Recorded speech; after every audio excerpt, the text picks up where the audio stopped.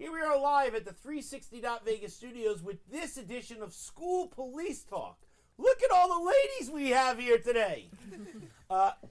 Please introduce yourself. I'm Lieutenant Jennifer Brooks. And what do you do for the Clark County School District Police? I supervise Region 2, the Southwest region. And what is your name, please? I'm Officer Jennifer Martinez, and I'm a patrol officer for the Mary area. And for you, ma'am? I'm Officer Deanna Turner, and I am in Region 3, and I'm a patrol officer. And for you, ma'am? I'm Officer Artesia Henry. I'm a patrol officer with Edward Area in Region 1. Well, we appreciate you coming on. Let's talk about Officer Kraft. Oh, wow. That was my friend. Okay. So I open the floor to you. Yeah. Talk to us. It was awesome. I keep his in my car right now. I have his obituary right there. So he's with me every day. I talk to him every day before I start shift. Like, hey, watch over me. And I keep his obituary with me. He was a great friend. Well, this is a little personal because he was a great friend. The day of the incident, my daughter was with him. So, excuse me. It's okay. We were very close.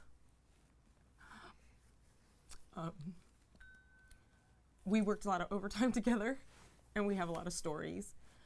So on the day of the incident, I was under a tremendous amount of stress, and thanks to my sergeant who was like, just go to the hospital, because my daughter was by his side. And at first when the call came out, I thought she was involved. And unbeknownst to some people, she was pregnant at the time. So I thought it was her that was in medical stress, not realizing it was my partner, Kraft.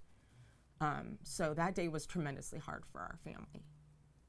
So, and I miss him. He's a good friend. So I didn't know him that much. I actually attended a class with him, the basic instructional development, where he actually taught us how to change oil in our vehicle. So it was a good moment where I wish I could have him to change my oil change today. But he's always in our memory. I'm grateful that you're going to give us a patch later on, but always with us. We got to laugh for a moment, right? Yeah. It sort of bridges the gap. Yeah. He worked primarily in Region 1, so I didn't have a whole lot of opportunity to work with him. Just a handful of conversations that I do appreciate and come full circle and understand why. Because we spoke, every time I spoke to him, we talk about riding. We talk about our motorcycles. Yeah. And he would always encourage me to, despite my height, get those boots that, give you a little bit of edge. I did get to see him. I went out and watched him when he was going through the course to become a motors officer. So I got to see him riding his bike to try to fulfill that, last little bit to get out there as a motors unit.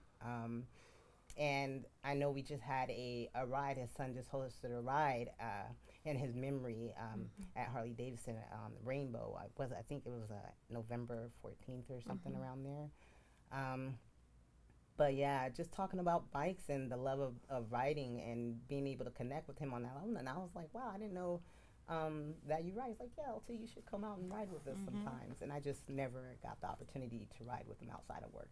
And now, I won't, but I am thankful that I had those small opportunities to get to know him, and definitely grateful for others and the fact that he represented our department and left us with so much to talk about and remember him by.